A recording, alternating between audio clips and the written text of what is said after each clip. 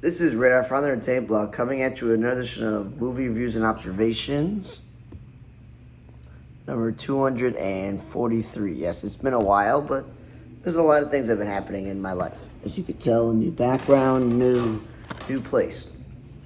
So the last two movies I watched were Inside Out 2 and Venom's The Last Dance. Inside Out 2 is a sequel to, obviously, Inside Out, the first movie. And they kind of just were like, okay, it's like barely a few years into the future before she goes through her puberty and has all these new emotions like anxiety and, embarrassment and this French-looking one and this other small one. And the thing is, I was a little bit confused. I thought Mindy Kaling was the green character in the movie, but apparently someone else voiced her in this one, so that was confusing. They still got almost everyone else to come back and voice the characters. But again, I didn't feel the same, feel. And the first one kind of made me sad and cry with a lot of the other characters in the movie. This one was okay, but it was nowhere near the same emotional attachment or feel the first one. Yes, you got Amy Poehler's character. She's trying to steer the ship and to make sure that Riley's okay. I just like the cool thing is that she played hockey, because a lot of women's sports and movies are basketball, softball, soccer. It was cool to see hockey. It was okay. It's not a terrible movie. Pixar / Disney doesn't make terrible movies. It just wasn't as good as the first one.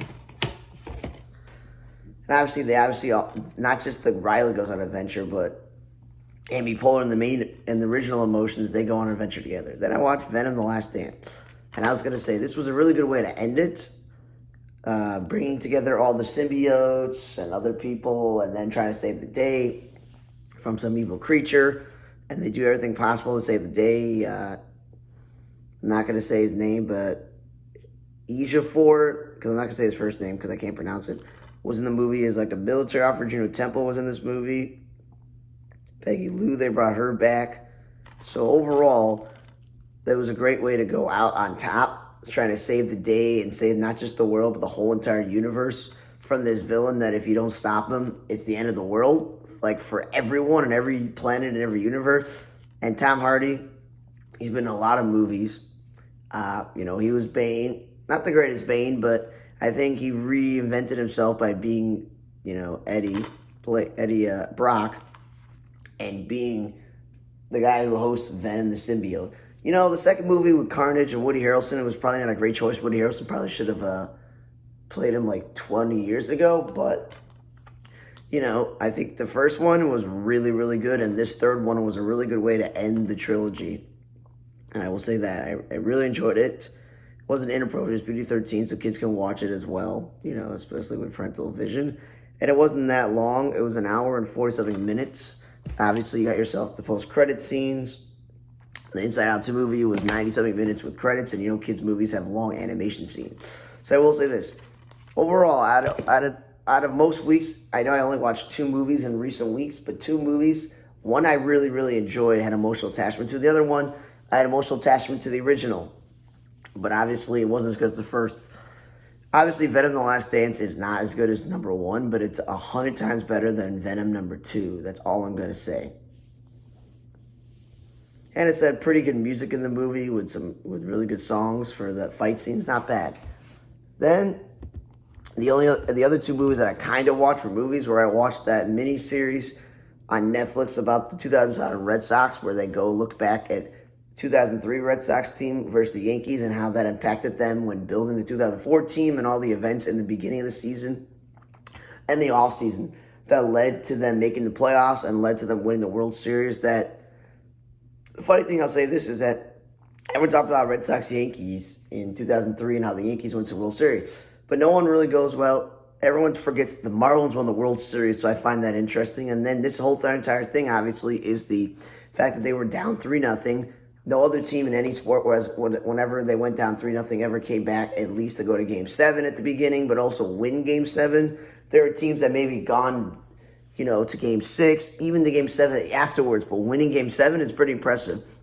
And it's not about the 2004 Red Sox team in the World Series. Yes, they showed them winning the World Series, but it was about that comeback. First, their rival, the New York Yankees, And they got a really, really good cast of people who have come back and talk about it. Because obviously some are no longer with us. But, you know, they got a pretty good amount of Red Sox and even Yankees players to be on there. Like Pedro, David Ortiz, Kevin Millar, Theo Epstein. They got like Jason Varitek and Trot Nixon. So they got a good amount of Red Sox players. They got some of the pitchers like Arroyo and Derek Lowe. Keith Foulke. So they got a good amount of guys, and I see where the people are at currently. They even got Doug Mirabelli, the backup knuckleball catcher. Like, they did a good job of getting specific Red Sox players, and they did a good job of getting, as I said, Gary Sheffield and Joe Torre of the Yankees, and even Aaron Boone's. Like, they did a pretty good job there making this entire thing. Then I watched the Superman movie, and one thing I will say is this. I enjoyed it.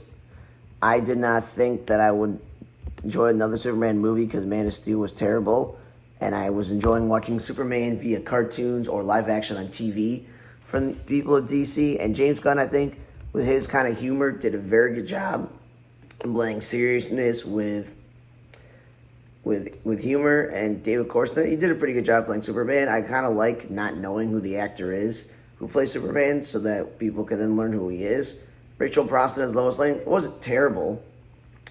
It just, I think, again, this casting was way better than the last Superman movies. Like, you got to go all the way back to Brandon Routh Superman, where I really enjoyed the person who plays Superman. Lex Luthor, Nicholas Hoult, really good job. The television, they had John Cryer, and he was okay, but it just was weird to see John Cryer doing that. Bradley Cooper playing the father, I found that interesting.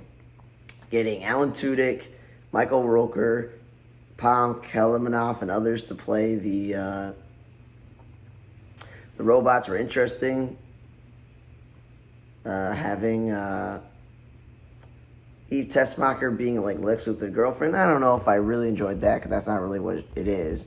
Otis being a tech guy, didn't really enjoy that. He was, more of a brute force guy that they used to do things like that. And I will say this, the blend of having other superheroes in the movie, they didn't take away from Superman. They were a part, but they weren't a huge part of the movie.